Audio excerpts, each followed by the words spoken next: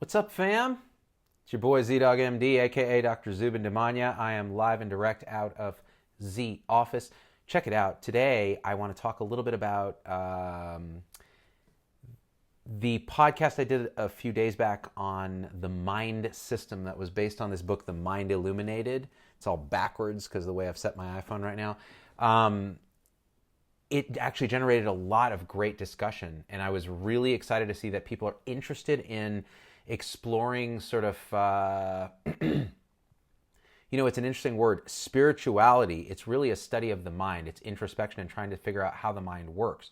And there's probably not a better word than spirituality in a secular context. So in a scientific empirical context, you can actually study the mind and use sort of ancient philosophy, but also modern neuroscience to better understand how we think, how we react, how we behave, and use that as a vehicle to improve ourselves in a way that actually reduces suffering, not just for us, but for everyone around us. And I'll tell you, in healthcare in particular, oh snap, we could use a lot more of that in our lives. So when I did that broadcast about the mind system, which I'll summarize briefly in the beginning of this talk, I thought no one was going to care about it because it can get a little esoteric. You can sound a little Deepak Chopra-ish, which is never a good idea.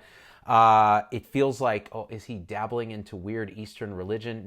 No religion, nothing to believe, simply a better way and one model to understand how the mind works in a way that, again, we can improve it and reduce suffering. Now, the way I got into all this was starting to meditate. And the reason I titled this show McMindfulness is that in many ways now, meditation, mindfulness, all of this stuff has become so popular in the sort of popular canon as a way to reduce stress and improve performance and improve focus. And the medical people, a lot of medical systems and groups are trying to teach mindfulness to their staff and to their doctors and to their frontline clinicians and frontline hospital staff as a way to alleviate burnout. Now, before I even get into this, I want to say a couple things about that. You cannot, asking the victims of a broken system to become more mindful, to do yoga, to do deep breathing, to exercise, to take occasional vacations, right, is simply reframing the broken system in a way that they are compliant, able to function within it and carry out the tasks that are within it. What that does is an incredibly dangerous thing, which, number one, it blames the victim, which is us, for being burned out. Well, if you were just more mindful, your ish could get better and you could get through your day. No, we're not accepting that, Z-Pack. That's BS. The second problem with that is it is a way of saying, well, with equanimity and acceptance, we're going to accept the fact that our system's broke AF and we're just going to continue to function within it without burning out. Hugely bad idea, and it encourages the kind of potential inertia and acceptance of dysfunction that has led us to this problem. Now, true mindfulness, being aware of what's going on moment to moment, being in the present moment, and understanding how your mind works so you're more proactive and less reactive, and you come from a place of thoughtfulness, mindfulness, if you will, when you make decisions and act, means that, number one, yes, we can function better in brokenness, but more importantly, we can see clearly the brokenness and work together through a better understanding of ourselves and others to actually transform the system as a whole. And that's ultimately the secret goal here, guys, is not to be compliant with this broken medical system, but to actually transform it. But to do that, we also have to undergo some personal understanding and transformation. So when I talk, let me pull up your comments here because I want to take your comments today, and I want to look at some comments that were left on the video I did on the mind system. And again, the book is called The Mind Illuminated. It's linked to in the previous video, and I'll throw a link to it in this as well. It's less about the book, although I think it's a great guide and a great way to understand the mind, understand how you meditate, the processes and the stages that you go through. And what's fascinating about it on my own sort of trip through this is that it's like the guy who writes it is in your head because he's done this. So he can tell you, okay, in this stage of your meditative practice, you are going to experience these inner sort of phenomenon of flashing lights. They may have a color, they may not have a color. They may seem like they're coming from above. Some people have those, some people have this. Some people hear this sort of tone. Some people have weird bodily sensations. And I'm like, oh crap, That's exactly what I'm having, and I thought I was going insane.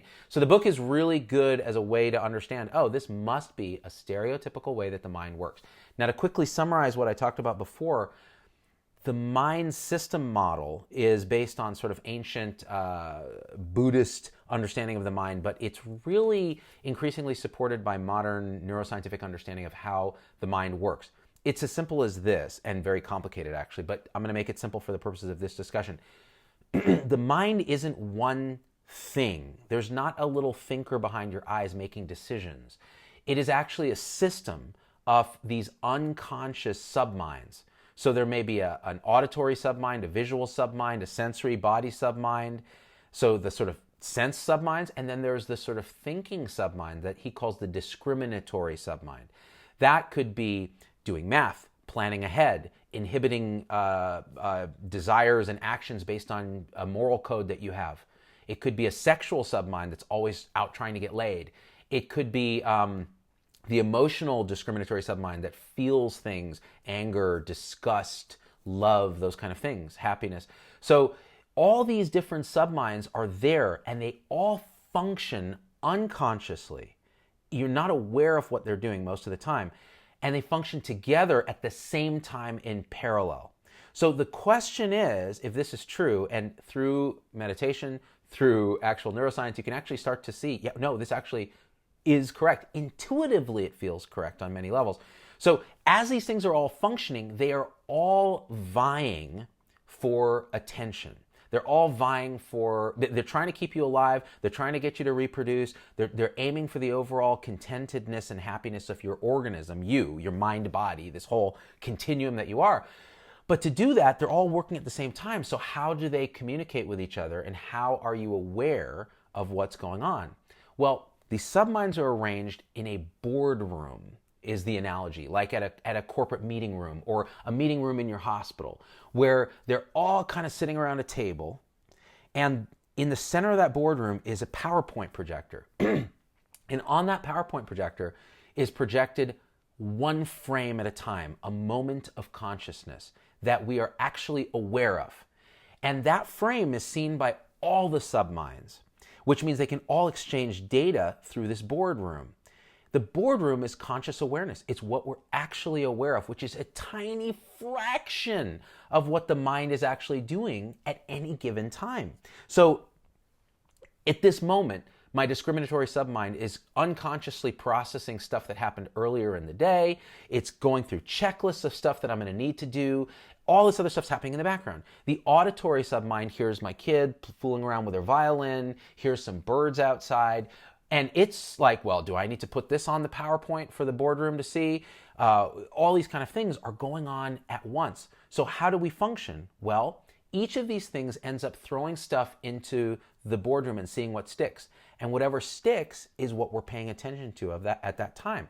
Some of it may be direct attention, like I'm paying attention to the phone in front of me that's recording the show. Or some of it may be peripheral awareness. So a moment of peripheral awareness where I'm just vaguely aware that I'm in a room, there's a computer here, there's an iPad with your comments, that kind of thing. In the setting of that, what determines what we pay attention to? Well, most of the time, it's an unconscious submind throwing stuff up with a strong enough intention. And the one that wins the intention battle, that thinks it's the most important, gets some screen time.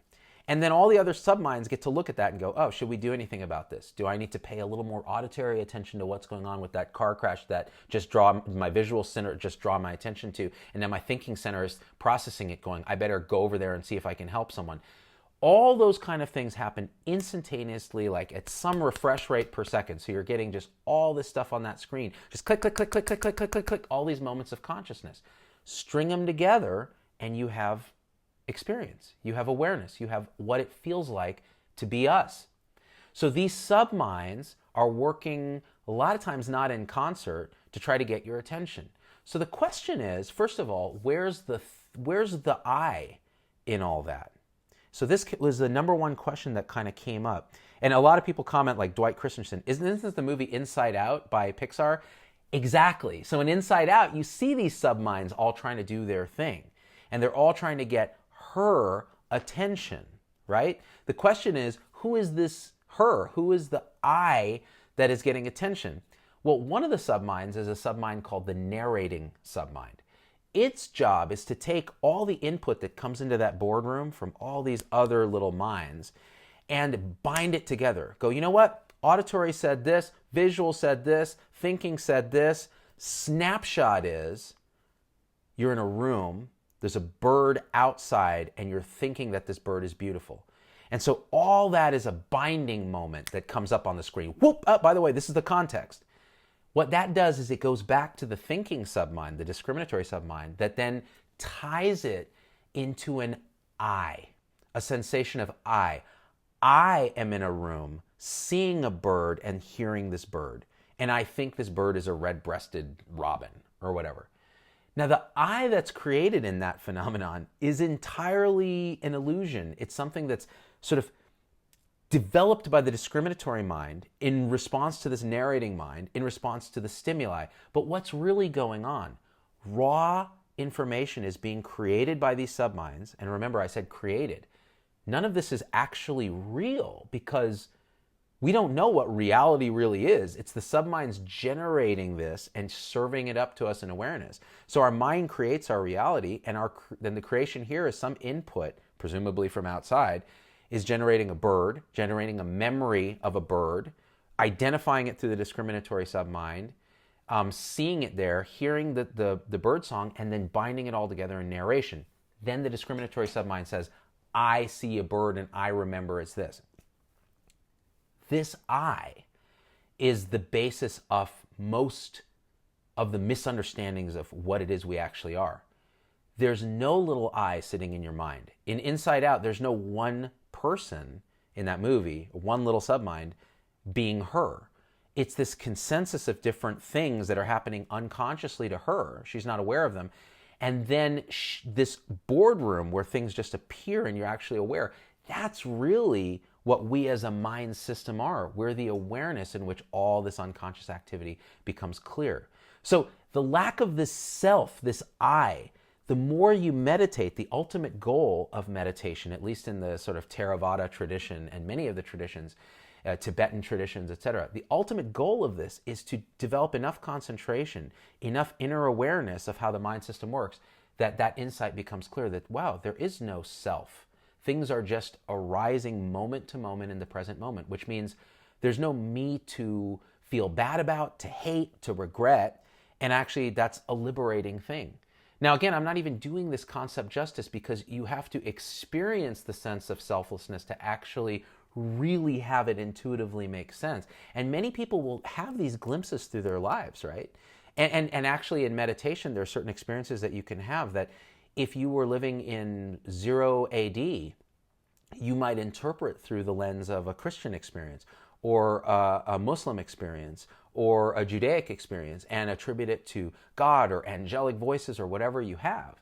And in my scientific sort of secular experience, when I have those meditative experiences, I attribute it to, the subminds, and this is what the book talks about, these subminds actually slowly start to unify around a single goal, which is maybe focus on the breath or focus on compassion or whatever your meditation is. And it's that slow unification of the subminds that through repeated practice and work through meditation actually generates feelings of bliss, of peace, of compassion for all living things, of letting go of regret and self-hatred and all these other things, because you start to realize the self in itself is an illusion. And a lot of what we do is unconscious conditioning. And once we recognize it, we can actually transform the way we actually behave in the world. So let's read some comments. Mursad Serdarovich, yes, experience it. It's the only way to know it. Mursad, this is the trick. You can talk about meditation. You can talk about the mind system model. You can talk about it. You can look at fMRI. You can look at neuroscience and psychological studies that really back it up. But none of it will make sense to you until you actually go down the path of meditative introspection and actually experience it. I would have thought it was crazy. I would have thought it was BS.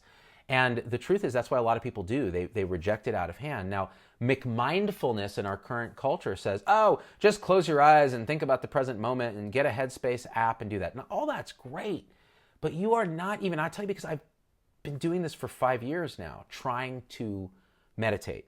And I have failed for the majority of that time. What I found out in retrospect is I was just sitting with my eyes closed thinking about meditating. And that is not, you're missing a whole piece of it. And I think a lot of people who go down the McMindfulness path that's being popularized are missing the fundamental boat. Now, here's the thing. When I caught the boat, first of all, it's quite a bit of diligence. You have to do it every day. You have to set time to do it. You have to maybe cut something else out of your life to do it. So I stopped checking email in the morning. I stopped looking at Facebook.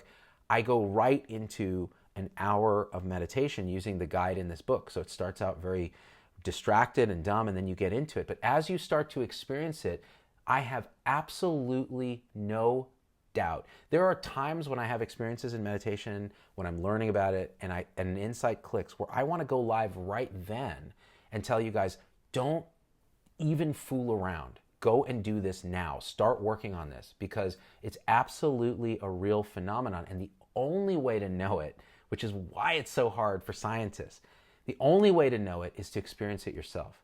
And Mersad said it best. You have to do it yourself, because it's introspection. It's subjective experience. It's sitting in your conscious boardroom, watching your subminds do stuff. Now, here's the most amazing thing about that before I take some more questions. You can actually, understanding this mind system model and understanding that you have this consciousness boardroom where only one thing can be displayed at a time in a little mind moment, and that intention, in other words, conscious intention, executive function, making these complex decisions and carrying them out.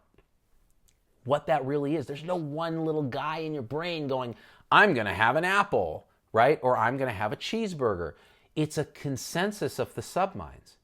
And it happens a lot of times unconsciously. When you're actually aware of struggling to make a decision, what's happening is the subminds are in conflict.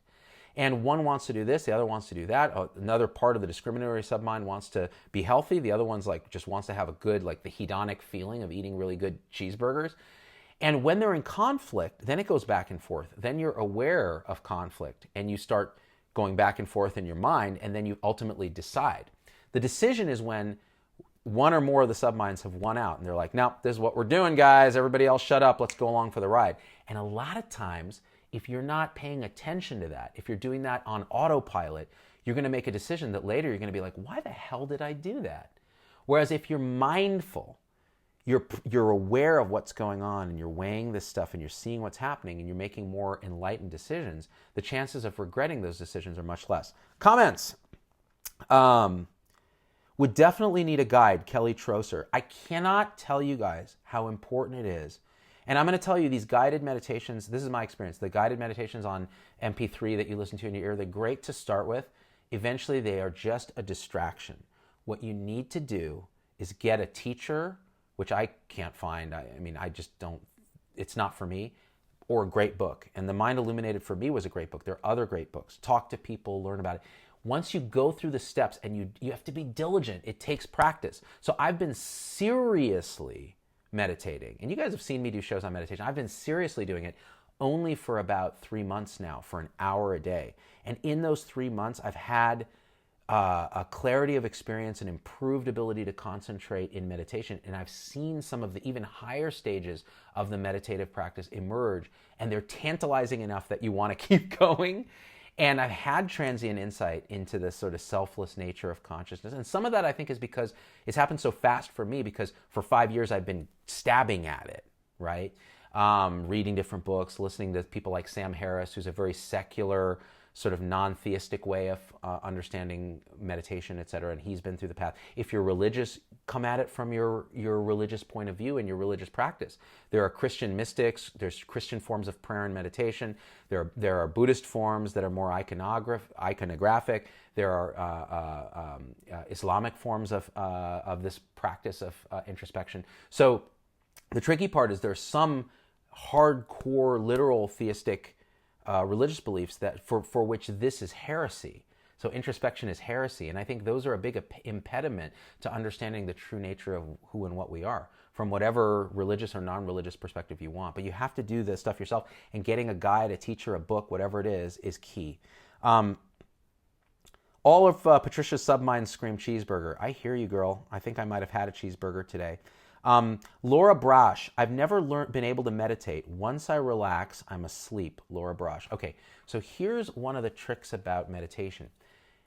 Part of the mind system model of consciousness is that that PowerPoint sitting in the boardroom gets one little frame at a time. There are like 8 different types, I think, of mind moments. So there's like an auditory type, a visual type, just frame.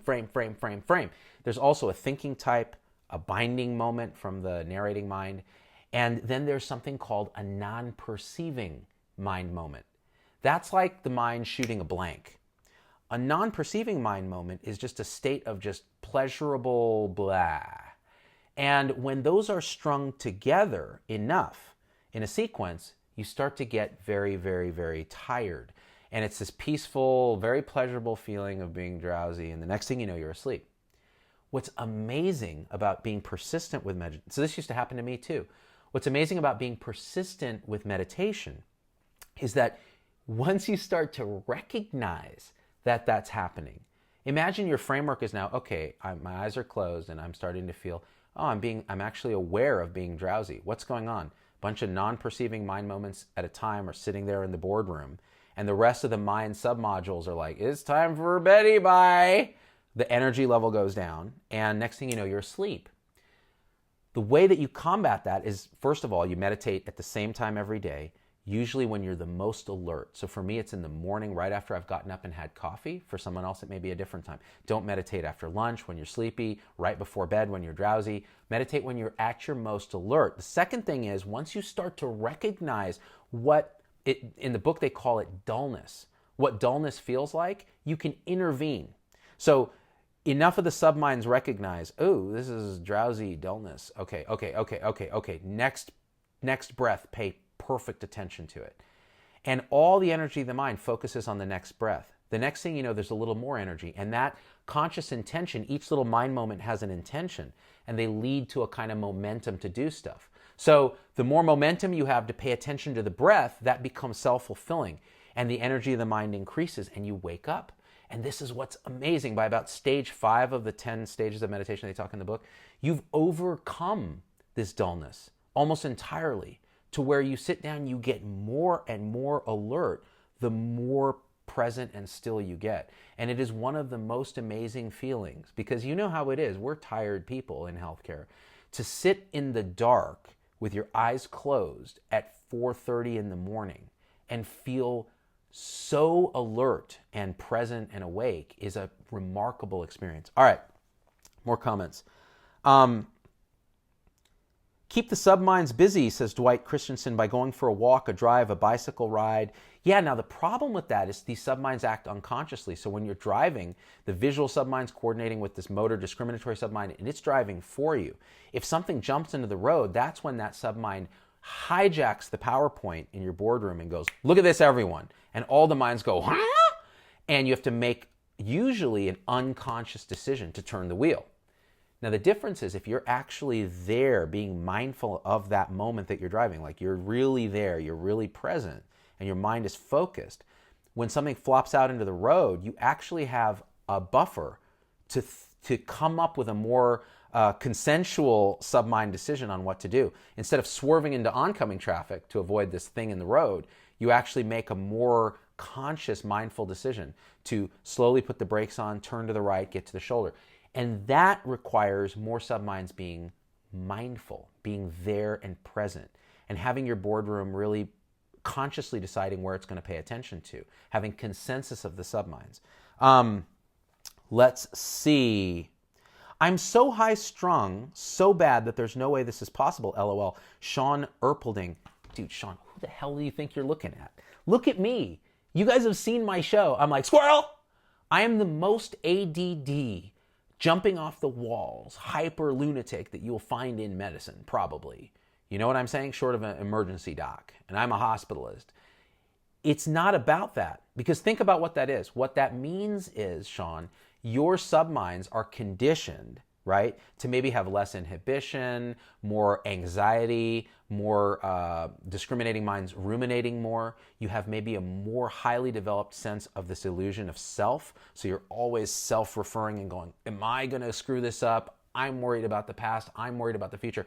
And that will make you feel like you have monkey mind, that your attention is all over the place. Here's the beautiful thing about meditation. It is the process of recognizing and overcoming that. So actually, the more high-strung you are, the more, kind of nutty you feel, that will come out in the first few stages of meditation. You will recognize and see that for what it is, and you will overcome it with diligence. Just keep practicing. Don't practice blindly, though. Practice using the tools that are outlined by a teacher or by the book, because it will actually give you the tools. Oh, monkey mind is happening. You're jumping all over the place. Well, here's a trick. If you're trying to focus on the breath and you're getting distracted by thoughts, expand what you focus on mentally to include your whole body, any sensation in your body. It turns out, remember I talked about the mind moments? It turns out that the more you only have one mind moment at a time. And if you're trying to focus on something narrow like the breath, sometimes that's so narrow that other thoughts and stuff, it's easy for them to intrude. If you have to focus your awareness over the whole body, including the breath, it's such a big task that the entire sort of boardroom is engaged sending mind moments about different sensations in the body. And there's no room for intrusive thoughts. There's no room for distraction, at least for a period of time. And in that way, you can condition the subminds to quiet down. You know what's amazing? So here's the thing that and when I started reading ahead in the book, ahead of where my practice was, I was like, oh my God, if I can do this, this will be transformative. And I've had glimpses of it. As you meditate more, part of the idea is that you're getting all the subminds to agree on whatever it is you want to do. And in this book, it's follow the breath. Pay attention to the sensations of the breath at the tip of the nose, the cool, the sensation of flow, etc., without using too much concept. Like you don't think about in breath, out breath. You just go, oh, that feels this way, that feels this way. The more you get them to focus, what ultimately happens is something called pacification of mind. When this happens, the subminds get reconditioned, because remember, this isn't a one-way street. Stuff just doesn't go into conscious awareness and disappear into a void. It's there for all the subminds to then see it and then process what's happening. If you ignore sounds, if you ignore distractions, if you ignore thoughts, let them come, let them be, let them go, long enough while redirecting attention in every conscious moment you can to your breath, the subminds start to get this message. They recondition and they start to quiet down. They stop serving you up this stuff. And that's called pacification of the mind. They then all focus on the same thing, which is the breath. And when that happens, people report in the higher stages of meditation, and I've had glimpses of this, full body sensations of bliss, the sensation that you're floating because there's no reference of bodily sensations. Thoughts quiet down and disappear, and all you're left with is this, what they call meditative joy. It's this sense of, oh wow, that the mind generates when all of its functions are unified around a single goal. In those settings, you can have these insight type experiences where you realize the self is an illusion, everything arrives moment to moment in the present moment, my mind works this way.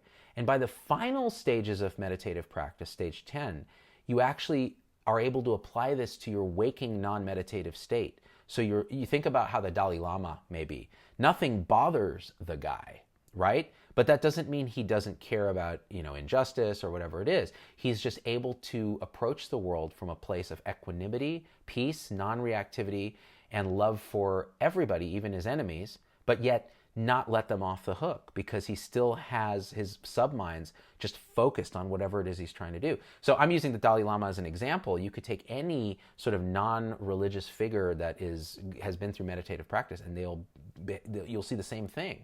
So it's really a remarkable goal. And the more you kind of look at the path and the goal, the more you realize, why haven't I been doing this for a long, long time? Comments. Carla just bought the book. Great. Now, one of the things about the book, Carla, it's heavy duty. This is a heavy duty tome. It's like a textbook, but you go through it. The way I did it is I went stage by stage by stage slowly. And then I had a roadblock where I was just having trouble. I was so distracted. Every time I sat down, I was just monkey mind jumping off. And so I read ahead into the stages where things got really weird. Pacification of the mind-body system, the moments of consciousness model. And I started going, oh, let me apply that back to my monkey mind And I sat down to meditate, and it was transformative. Like, I had absolute focus for that session. I was able to see the whole ocean of the mind with the breath right there. So attention on the breath, peripheral awareness on what the mind is doing. They call that in the book metacognitive introspective awareness. Don't worry about that. The idea is that you know what your mind is doing. So you're always mindful of what's happening, but yet you're focused on whatever it is the task is at hand. And it's really, in healthcare, I think we could all use a lot more of this. And it can help us understand our patients and be less judgmental. Because if you think of your patient as just this neuronal storm of these subminds that have been conditioned, that have no insight into how they work, and are just going through life, firing, give me opioids, give me a warm blanket, I'm going to continue to eat this crap even though I'm type 2 diabetic, that sort of thing. Your ability to have compassion for that and actually approach it from a place of wisdom is vastly transformed. Also, you forgive yourself. You have less self-hatred, less self-doubt, less worry about the future, less regret about the past. You appreciate how your mind responds to things and are less reactive, and you have a space to respond. Okay, let's see. Comments. So some people are recommending yoga. For some people, the body... Okay, here's the thing about the body. We see the mind and the body as separate. The Buddhists and experienced meditators don't make that distinction. They refer to it as body-mind, body-mind. And it sounds spooky and new age, but really all it means is that it is a complex continuum of the same thing. In deep meditative states where you're doing body scanning meditations, you can actually feel this sort of one state of body and mind. And it's really quite remarkable. And it's actually a tool to help focus your concentration. Some people have really remarkable experiences with the body and the mind. Now think about this. When your mind is agitated, when you're filled with anxiety and worry, it manifests physically. We see it all the time. I'd say 50% of what we see in a primary care clinic is mind-related, either physical illness or somatic symptoms of something that's mind-related. And we have to address that. Right? So the mind and the body are one continuous thing. Let's see. Comments. So nice little exercise. Okay, wait. I'm going to skip that one. Okay, Sarah Chalk. ADHD makes meditating so hard for me. I'm great at active mindfulness, but sitting still, quiet, focusing on breathing doesn't work for me. Sarah, get this book and go through. He goes through all the different inhibitors to being able to pay attention on the breath.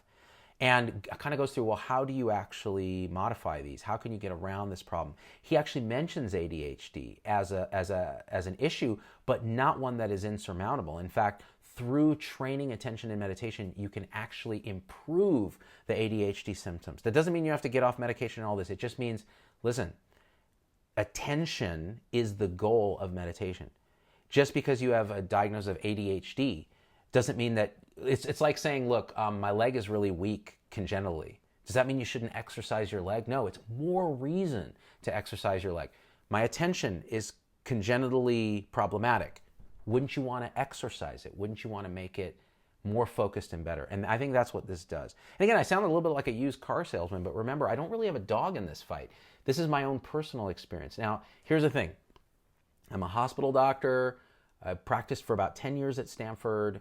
I worked in research labs. Like, I'm a scientist through and through. I want you to frame what I say through the idea that this is how a scientist sees meditation. This is how a skeptic who is pro-vaccination, anti-woo, hates Gwyneth Paltrow's goop, thinks Jenny McCarthy is insane, thinks Deepak Chopra is a shill, but who says a few things that actually make sense, but has gone down the path to the dark side of just new age mumbo jumbo, quantum consciousness and all this. It's garbage. Here's what's not garbage. You can empirically improve your mind through meditation. You don't have to believe anything. If you are an atheist, go get Sam Harris's book, Waking Up: A Guide to Spirituality Without Religion, and he goes through this. If you are an evangelical Christian, go get Sam Harris's book, Waking Up: A Guide to Spirituality Without Religion, because you can apply it through your Christian lens to introspection. Maybe the inner illumination that you feel in a deep meditative state that precedes unification of mind. Many meditators, most meditators will report bright white light behind the eyelids. I've seen this myself, or fluttering flashing lights in deep meditative states. imagine you're, very religious. You might interpret that as a sort of a holy experience. And I think that's what's happened throughout history. Now, the danger is when you interpret an experience like that incorrectly and you go out and do something crazy. And I think some people do that as well. So we have to be aware of these real experiences through mindfulness, meditation, spirituality.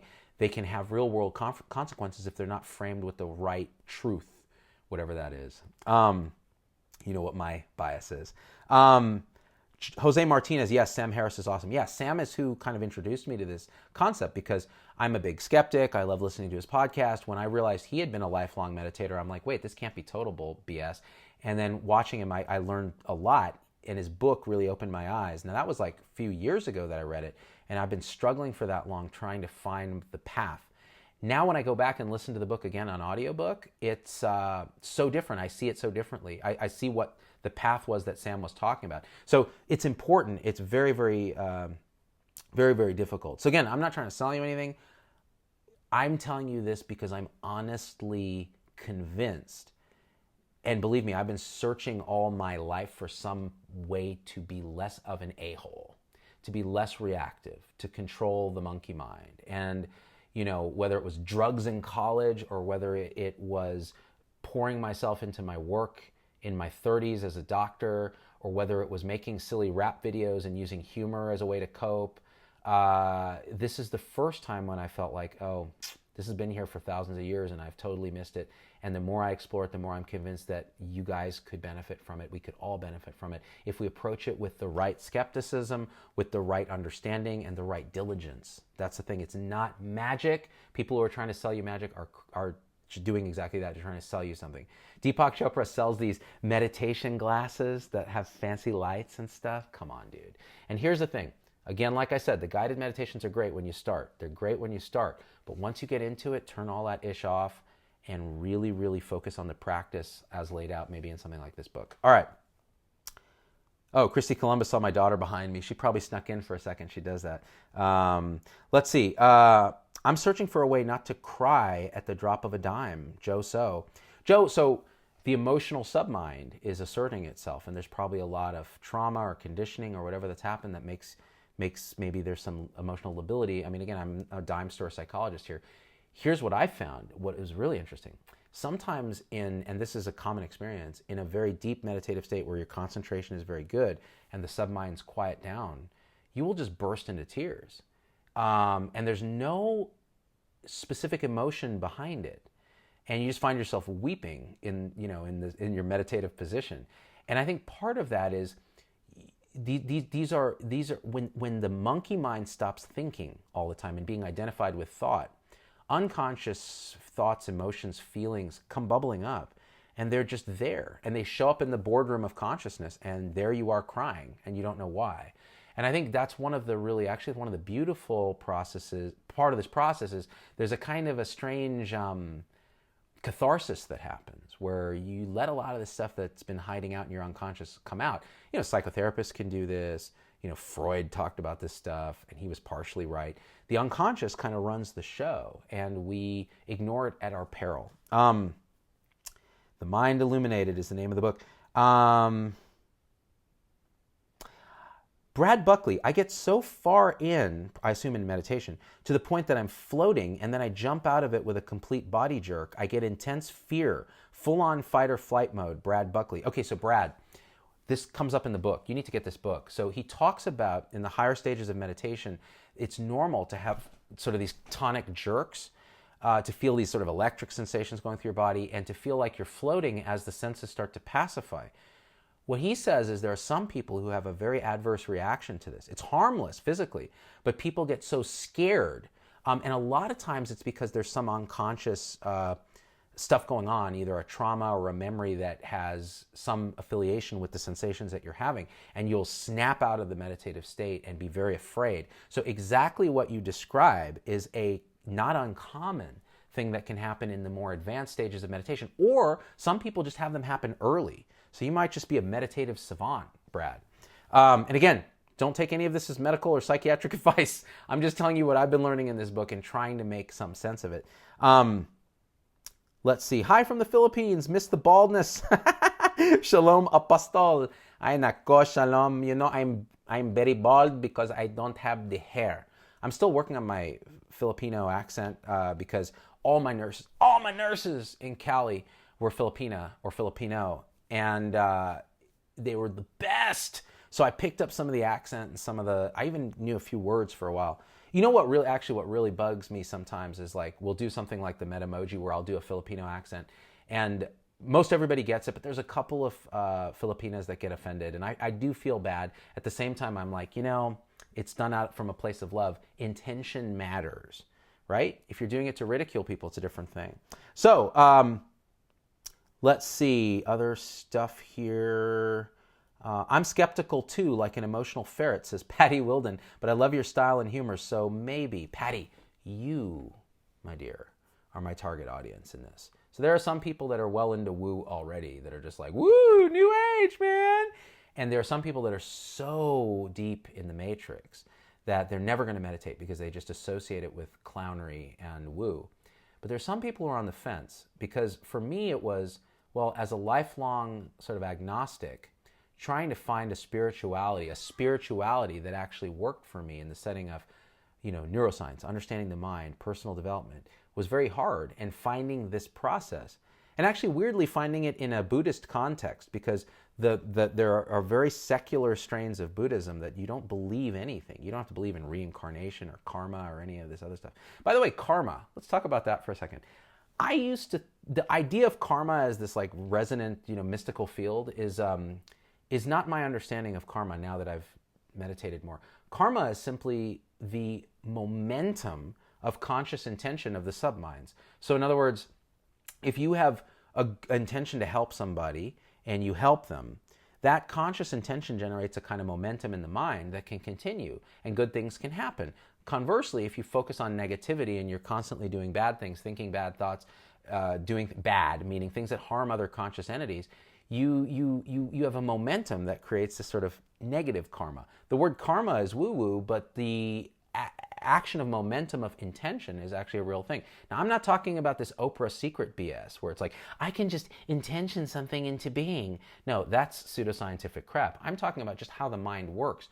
If it's a series of mind moments strung together in a momentum and a flow, wouldn't you want the most sort of positive mind moments you can get to get actual positive outcomes? If our mind creates the world around us and how we see it, wouldn't that be our own kind of karma? That's how I see karma. And it's nothing religious. You don't have to believe anything. It's just an empiric observation of the nature of how the universe works. Let's see. More comments. These comments and questions are very good. For some reason, I knew you were going to go off on karma. Andrea Aponte. Yeah, it's funny. Noella Hame says karma is amazing. So I once told a devout Hindu that I thought karma was BS. And they described it to me in terms that finally made some scientific sense to me, which is exactly that. It's the kind of momentum groove that we wear in through our thoughts and our actions and our deeds. And they do come back because there's a momentum that's created. Think about it this way. If there's no self in your mind making decisions, it's this consensus of unconscious minds. Well, what actually determines what happens in the world? Well, it's all this prior conditions and causes that lead our subminds to make these decisions. Now, the more we pay attention to this in our boardroom, the more we can actually executively get a consensus of subminds to do things we want them to do. We, meaning the consensus of subminds. Do better things in the world, be nicer to people, show more love, be less reactive.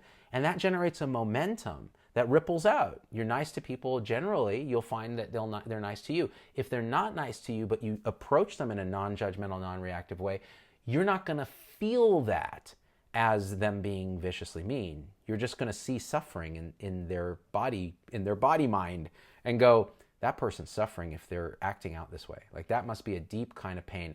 I know what that feels like because I felt that. So cognitively, I understand what they're going through and I'm going to be less reactive. It's not about me, first of all, because there is no me. But second of all, it's really more about their own suffering. So that is sort of karma. Does Z-Mom have any books she'd recommend? Tracy Weaver. I'll have to ask Z-Mom. So Z-Mom is not a meditator. Neither is Z-Dad. They are both moderately anxious type A's. They've learned to work their magic through their brain, and as they've aged, they've gotten better at it. But my mom is an anxious Nelly, and my dad is an anxious Nelly. And so actually it was partially on their modeling. Now my dad is very religious. So we're Zoroastrians. I'm a Zoroastrian by birth. It's an ancient monotheistic religion. Had a prophet Zoroaster who came down and said, think good thoughts, do good deeds, speak good words, more or less. And there was a devil in him, basically, in the simplistic description. So it influenced early Judaism, early Christianity, etc. Me being agnostic, I just took the ritual out of it. There was chanting and sort of priests when I was a kid, when I was going through my equivalent of a bar mitzvah. But my dad still has his little prayer area, and he says these ancient, Persian prayers and chants them and does all of this stuff. And I used to kind of, when I was younger and more militantly agnostic, I would sort of criticize him and go, what are you doing, man? Like, you're wasting so much time chanting to an imaginary God that doesn't hear you, and science, buddy. And after going down this sort of meditative path, what I see is he is seeking his own connection with the true reality of what and who he is and his place in everything. And the last time I went back home, he was doing he always tries to get me to do these prayers with him, because since I was baptized in the faith, he just assumes that every now and again I'll pray to this God and go through these rituals, but of course I don't. So every time I come home, I have to go through this pretend motion of sitting there in front of the shrine, and he burns incense and makes me mentally recite these prayers that I learned as a kid in a language I don't understand. And I used to resent it. I used to hate it. I used to get uncomfortable. I wanted to jump out of my skin. And the last time I went over there, with this sort of minimal perspective that I've gained from all this practice of meditation and mindfulness and understanding mind, body, and trying to seek some bigger truth about what it is we actually are. We're not our thoughts and our emotions and our mind even. We're this awareness in which it all arrives. And somehow it's all connected. And I told him, I said, you know what? Yeah, I'm going to do this. I'm going to treat this belief system that you have as a framework for your own way to discover the same thing I'm trying to discover. And I'm going to say these prayers with a different way of looking at it. I'm going to say them as a mantra to try to focus my attention on the now and how much, my loved ones mean to me, and what, all the gratitude and great things that I have. And I tell you, it was one of those things where it was, and he knew it too. Like, you could tell he was like, oh my gosh. Yeah. And I said, well, this is how I see this ritual. And he said, honestly, that's how I see it too. First time we've ever really talked about it beyond just the dogma of the act. Now, think about that when you go to church, or when you're raising your kids, or when you're thinking about your own position in the universe. What we're all struggling for meaning and connection. That's why sometimes I find, the hardcore skeptic, atheist, non-meditator is a little difficult to wrap the brain around, because if you're trying to just get a sense of awe in the science of the universe and all of that, that's great. But without deep introspection to really feel what you are, it's hard. And I think that's what I was missing in my 30s and 20s when I was sort of a little more militant. So there you have it. Gosh, I think I've said too much. Laura Brosh, we are mind, body, spirit. I want to unpack that for a second, because that can sound like religious mumbo jumbo, but here's what I think. Mind and body are the same thing. They're just a continuum. And the more you kind of introspect and actually experience this, you see this as true. It's really a field of energy that you feel. Spirit, for lack of a better word, and it's where the term spirituality comes from too. Spirit is simply, in my mind, the deep sense of who you actually are, which is awareness itself. In other words, what is it that is knowing all of this? Try to think back to what that is. Can you identify it in your mind? What is actually doing the knowing? What is aware of this bald man talking to you right now? What is it that is aware? This is true self inquiry. Who am I, the real I, capital I, the self that is knowing all of this? And you look and you look and you look and you won't find it. And that is the Holy Spirit, for lack of a better term. And you don't have to believe in God, you don't have to believe in anything, but that is an inexplicable, fundamental truth of everything that is. And I think that's what ultimately meditation might lead you to, but I'm not there yet. So on that very woo-woo note, remember, I'm a skeptic, I'm a scientist, I'm not trying to sell you anything, I'm just telling you where I am in my own path. And I hope it was helpful to you guys. Leave some questions. I actually read these comments and will try to answer when I find that one is something that I might be able to help with. It means a lot to me that you would sit through the 300 people that have been with me from the beginning of this, sit through this. And if you guys like it at all, I will try. The more I learn, the more I'll try to impart what little I can do to y'all. All right, guys, I love you. We out. Peace.